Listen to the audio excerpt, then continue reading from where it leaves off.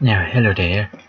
Diary entry for the 10th of October 2015. Now, considering it's very hectic, I was going to say a hectic weekend. Well, Sunday being very quiet, but anyway. Now, here it goes. Now, so far it was an interesting and not so interesting day. Now, I got up after somewhat interesting dreams. Now, picture this, guys, okay?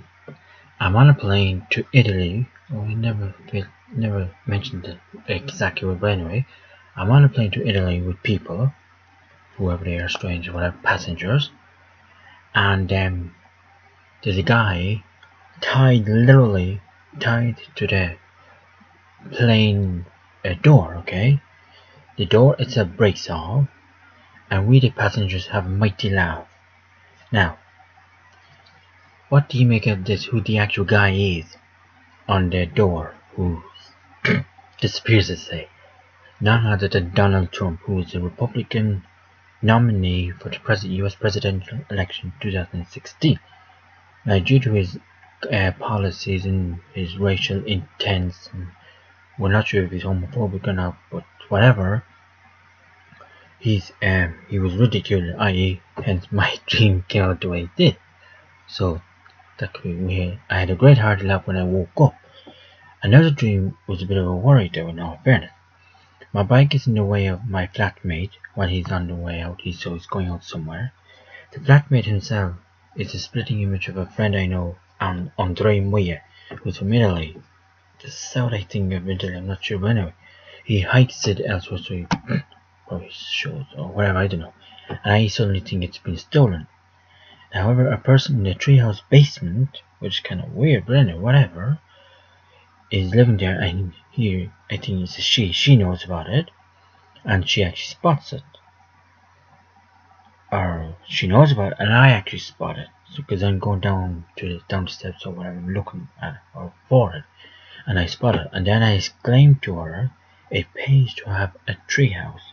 I don't know what that says 3, the digit 3, but I'm talking about the tree house, okay? So now, on to I don't know, I keep saying sober when I'm talking about being conscious, but conscious being when I'm actually alive and well, let's say. So after the weird dreams, I actually get ready and I head out to the World Mental Health Day event organized on Facebook, which I spotted in the past few days. I actually thought it did say on the FB event, the Central Bank of Ireland, where we all meet, but I actually mixed that up with the Bank of Ireland, whereby when I reached the Bank of Ireland, I actually thought that was Central Bank of Ireland, okay? But no, I had to go down further, which is on Dame Street. Anyway, so then, when I arrived, I was disappointed to learn that it was only the youngsters that turned up. Now, the name of the group who hosts this thing is known as ASP, Action to Suicide Prevention Dublin, because there must be other branches in the country or something. The fact they say Dublin. But anyway, however, I spotted a familiar face, Ollie, who's on my FB. I first encountered him on my sex profile page, but the fact that he was only interested in poking me, and not more sexually or anything like that, considering, I said I'll transfer him over to my general page, which has no sexual content on it. So I've been poking him since then, Facebook poke, So that's how I came across him, and when I first met him, I immediately thought to myself, interesting, I think we may have another O'Farrell candidate. Now, obviously, he didn't ask me for money or anything like that, bull or whatever, it's just, that was my first impression of him, because he clearly has some form of disability, be it mental health, I'm not sure. In fact, I don't know if I asked him if he did have it. If I did, because I vaguely remember him saying, no, I don't have it because I'm just supporting, so maybe he lost someone to suicide, I don't know. Considering at the end of the day, this was a mental health protest or march. So, anyway, we're moving on. It was great to see him, considering it's my first time seeing him in person, of course. So he brought along a mate of his, Brendan, who actually, funny name, now that I think about it, but anyway, that's the guy's name, and I actually thought he was from the north, or not the north side, the south, being Cork. but apparently he was from Dublin, being Ballyformant. But anyway, so I felt I was actually back in school with the behaviour of the youngsters. Now, what I mean by that is actually, say they were holding some youngster was holding a sign and he picked him, like slapped him in the arse or whatever it was, or hit him, or that, like, considering it's a very important word, and yet these are actually maggot. Like, come on, like. Then again, it was youngsters, but whatever. So I brought us up with, oh yeah, sorry, I asked Ollie what did he think of this, and he puts it to the point that he made out that the youngsters have it tough, something like that. He says, well, granted that's true, obviously, considering, but when I was 25, or even at 25 when I came up, and even older than that times, people can have mental health issues, even as old as 90, given. Like, say if someone have had abuse in, say, in the, what do you call that in the, what do you call that, you can go with Tune is the one I'm looking for. And there's one in industrial school, that's what I'm looking for, in the industrial schools, back in the Stone Ages, to say, they would have mental health issues because of abuse or sexual or whatever, So, and then they developed mental health issues later on in life. So, for him to say, oh, the youngsters have it, of course they do. Who doesn't? At the end of the day, any human being can have mental health issues. So yet, why was this protest aimed at just the mental, or just the youngsters? That was the only disappointment. Now, there's myself being 31, and there's Ollie who is 36 apparently, and I could have sworn he was an old lad. And when I say an old lad, I mean at least in his 40s, maybe 50s. But no, I was shocked to hear he was 36, and the other lad, Brendan, I forgot his name, I think he was in his 40s, I can't remember him, but anyway, I think he was the eldest in the lad, I'm not sure, but anyway.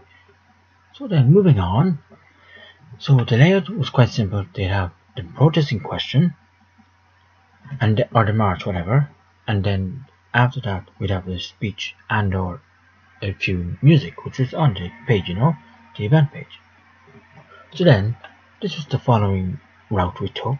So we met at Central Bank of Ireland, then we walked off, not busing or whatever, we walked down Westmoreland Street, let me think, Central Bank, oh sorry, that should say College Green, by the way, because you have to go to College Green before you get to Westmoreland Street, and then we arrived at O'Connell Street Bridge.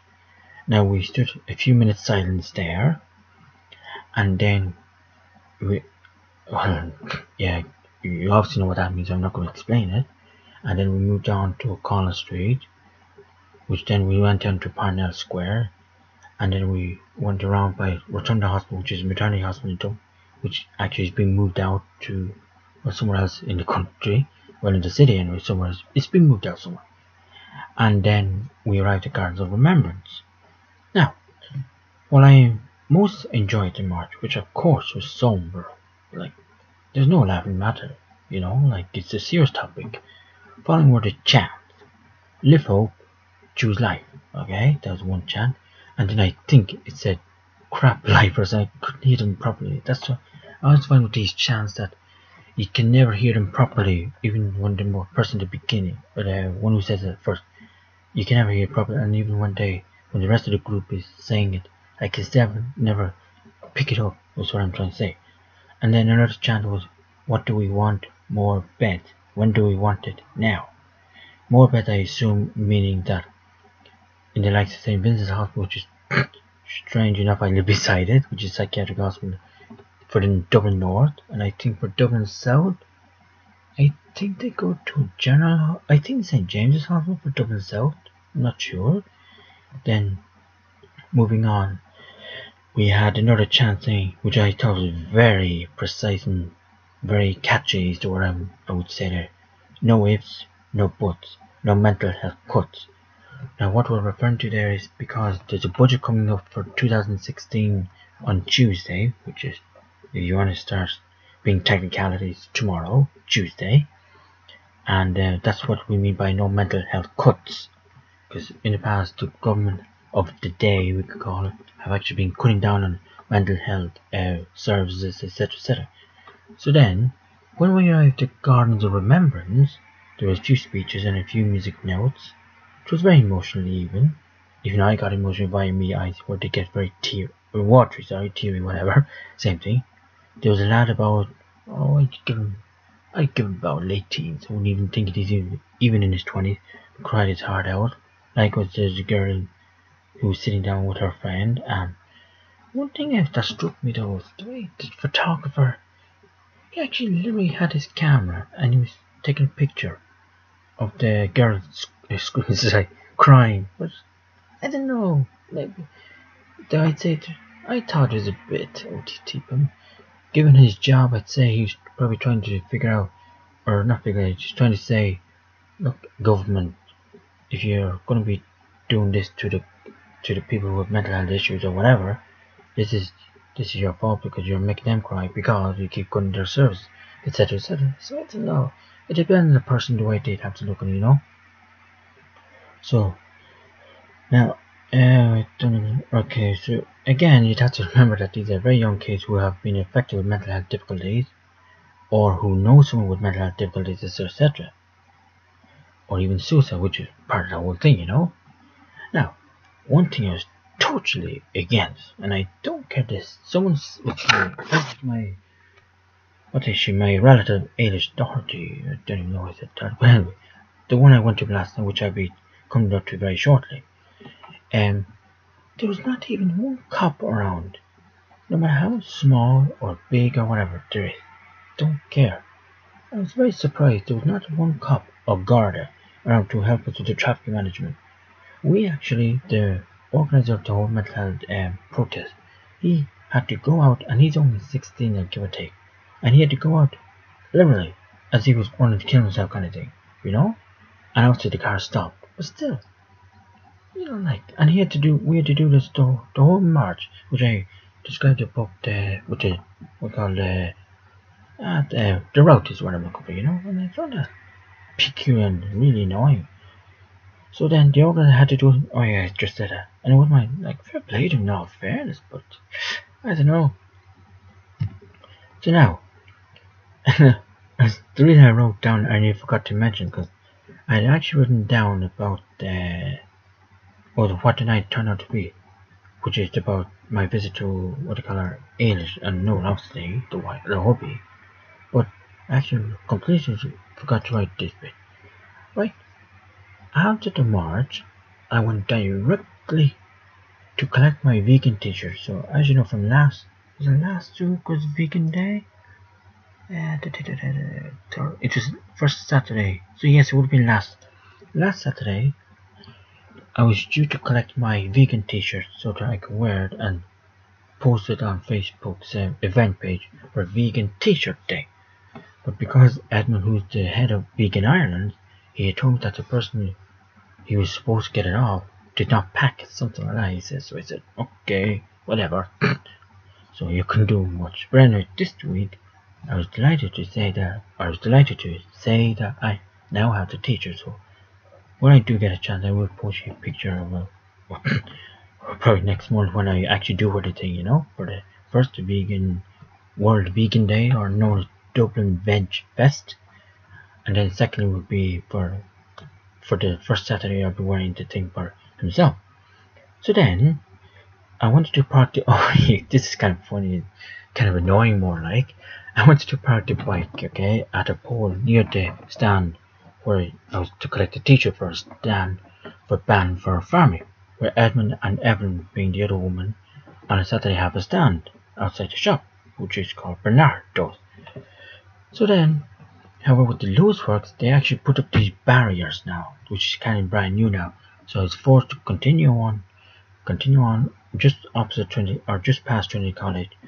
So I had to go back via Trinity College itself. So I turned left into Trinity College, and I had to walk because there's people who walk, and so I walked with the bike itself and then get back to Eden. So then I parked the bike at Dame Street. That's where I came. So I came out to Trinity College at the other end, which is on College Green, and then went down shortly for Dame Street. That's why that makes better sense here. and I locked him there, and then I walked up to the stand where the big crowd were. So then, now, Evan explained something. I saw, what do you call that joke? A link, not a link. Oh, it is a link. An email I got from Peter, People for Ethical Treatment of Animals, something like that, which are a group based in the United Kingdom. And for the purpose of the readers and of my viewers now, because of YouTube, I will not be publishing such content for obvious reasons. However, I will publish a link, and if you want, you can at your own discretion and view it. So viewers' discretion advised, and I will post you the link in the description for the video, which is called Calves and Cows Suffering from Milk. That's all I'm going to say. It's a bit off-putting, but that's the reality of the situation now. God, I'm talking like Charles J. Hoy. Anyway, moving on. So then I headed on home, and well, what a night it turned out to be. It was unreal. So first and foremost, my first port of call was to call up to my monthly visit of Eilish and Noel. It was great seeing them both. We chatted for a bit, so I told him relating to Donald Trump, which is the above dream I just started telling you, and what a great laugh we all got out of it. It was unreal, because I kind of introduced it differently, the way I just told you above, okay? So I told him of my visit to Dublin Port Rally back in September, of which I then was told that Michael and Fiona were there. And I also mentioned to them, I'm going to stick it in here now, relating to what you call that joke, the fur farming joke, okay? And they actually pointed out to me that Bernardo's Well, which I also knew is a children's charity headed by none other than Fergus Finlay, right? And they quickly pointed out to me that, considering it's a shop sold by that is, where people handing their fur stuff to the charity shop, they themselves cannot be held responsible. So it's an interesting point, So I don't know what way you eat. I won't bother putting it in, but it's up to you what way you want to look at it. So then, moving on, it was my intention to go direct to the event, March for Homelessness, World Homeless Day, okay?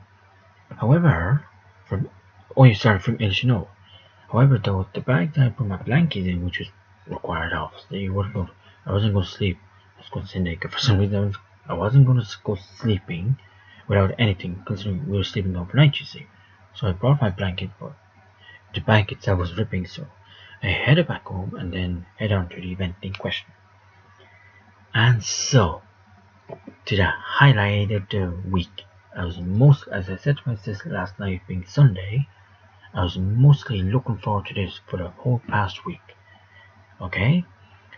So now, it is planned to be held outside the Dáil, which is the Irish Houses of Oireachtas, or Irish Parliament, where the government make all the bills and the laws, etc., right?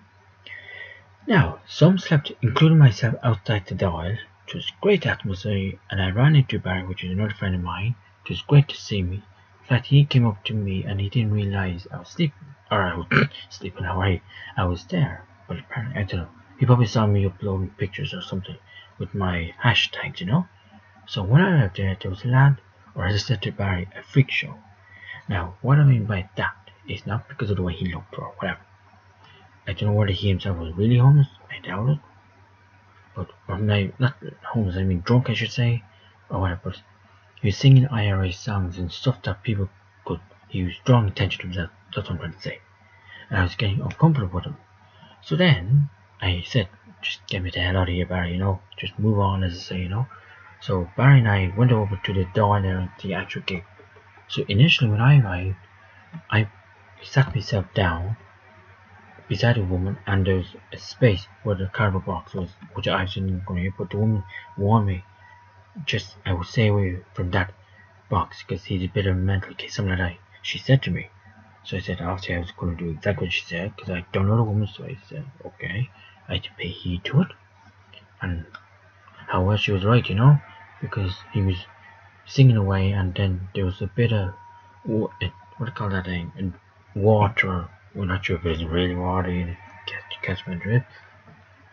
And the guys and the woman's or the guy was singing out and waving with his water or whatever in the bottle, and apparently he spilled something, and the things got a bit out of the hand. So it said to Barry, "Look, Barry, get me out of here."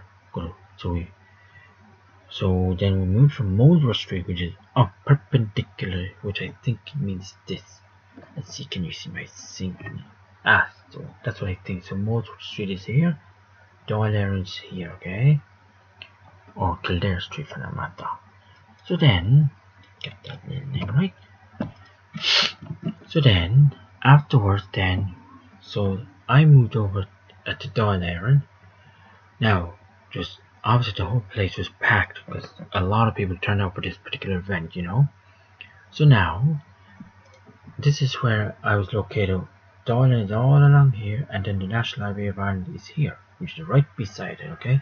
So I was over here. All their legs were pointing out that way, right, like lines. However, I was sleeping this way. So you could say, if you want to talk mathematically speaking, I'm perpendicular to them. So whichever way you want to look, you know. So then, afterwards so I was sleeping, staying awake, and I was a bit sleepy, not much, but anyway. So I got myself a cup of tea, but obviously I couldn't stay awake. So I was just sleeping. So I just slept for a few hours. It was getting a bit nippy, but I didn't care, because it was for a good cause. So then afterwards, I had yeah, okay, I think I'm missing something there. Oh yes, okay, I'm gonna have to change that a bit. So I was trying to do Barry. Now, I said to him, and obviously some of the lads before I headed off home.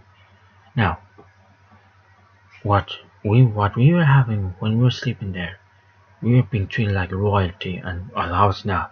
We take a cup of tea, father, nothing like that at all.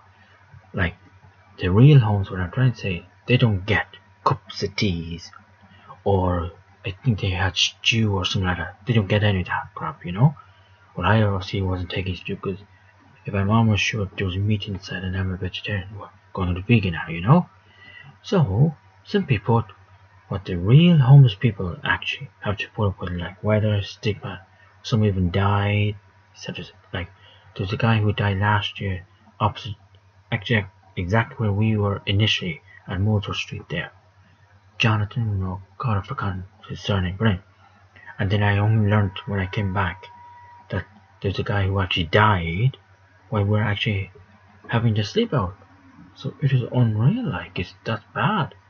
So then, something that caught my eye when Barry told me, for his own personal reason, I'm obviously not going to get into it, he told me he was homeless from the family, hence why I've been bold. Now, he also wasn't homeless on the street like the real homeless out there. I think he slept in a shed or whatever, I don't know. I don't know the details at all. So I thought that was very poignant, in that when I had no family tree at the time, when I first came out, I got rid of everyone, relatives, etc. out of my life, and on Facebooks, everything, okay? So if I were to go along Barry's example, could that mean that I was homeless in that degree? Like, I also had mom, dad, my sis, and Maureen, then none. But everything else I cut out for a few years. So then, I don't know.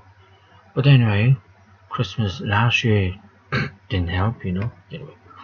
So then, now, on, okay, right. Thought I heard someone there. You don't have to anymore, whatever. So then, let's see, what else would there be? So then, I then started, so then, basically afterwards then, we were all getting ready to head off home, you know.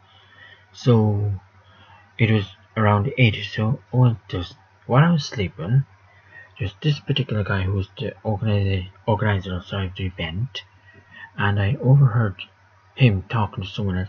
Is that guy alright? Is he sick? Not sick, is he sleeping, or is he... He's kind of concerned for me for whatever reason, I don't even know why. But when because I sleep with my head underneath blankets, you see. Because I could never sleep with lights on, or even with the light off, because my head has to be covered with something majority of the time, or it has to be put my face into something, you know. So when he saw that I had blanket over me or whatever, he probably thought I was, I don't know, whatever he was thinking. But anyway, when I opened up and saw, and he saw my pic, he kind of got a fright, and he just didn't know what to say. So, but every now and then he'd keep an eye on me. I don't know why me personally, but anyway, he did. Fair play to him. But he did. He just kept asking me if I was alright and all this. So then, while I was there, the bike twice minimum. I had the bike locked up to a pole at Moulsworth Street, and then beside me at Kildare Street, where I eventually moved with Barry. And the bike, would it have been ignorant? I mean, the public, not who was with us, but other people, would have been ignorant? I don't know, but they kept tipping the bike, and the bike kept falling. So then, I said, seriously, you blind or whatever? So when the sleep house saw people were looking at me thinking that I was getting agitated or angry. So she said, just try locking the bike near to you. So keep it beside you, like, you know. And also with me sleeping, you never know what could happen to the bike. They could hike up with the bike, you know, for all they care. So then I said, okay. So I brought the bike over to the actual National Library gate where I was situated. And unfortunately it wouldn't lock because the gate itself was too far. The lock itself was too small. That's one line of it, okay? So then the lock, when I went to attempt to lock, I actually nearly lost the lock because it almost fell inside. So meaning if it did, I wouldn't be able to get it unless I stick my hand in, which I don't, depending how far it's fall in. But I was very close, so I was very handy schmandy to say, you know. So basically almost there now. So then around 8 a.m. on a Sunday morning, it is shocking now. While we were sleeping and doing the sleep out, there's not a human, or there was a human, how are you? There was lots of activity, like from people coming from pubs, nightclubs, whatever. Because it was Saturday night, you see, you know. And plenty of traffic. There's plenty of air coaches, one Dublin, not Dublin, Poseidon, a few Dublin buses, the nightlings, a lot of taxis which you'd expect at that hour of the night, throughout the whole night. But when I woke up and to head off home, I spoke to a guy from Donegal, and then after I left him, it got very eerie. Obviously it got very nippy around 4 a.m. and it was getting nippier. But around 8 a.m., which is when the whole thing's finished, it was very eerie. Not a single human being, not even a vehicle, which I found very weird and very freaky, considering 8 a.m. people would be, well, I don't know if they'd be working, but whatever, depending. But not even for mass. Well, mass would be slightly depending on the church in question, or whatever, but not a single soul was around. So, on that note, I'm going to leave you until the 11th of October, which I'm going to do in a few minutes and publish that. So, until then, have a good day, guys, and I'll speak to you soon in a minute. Ciao, belle.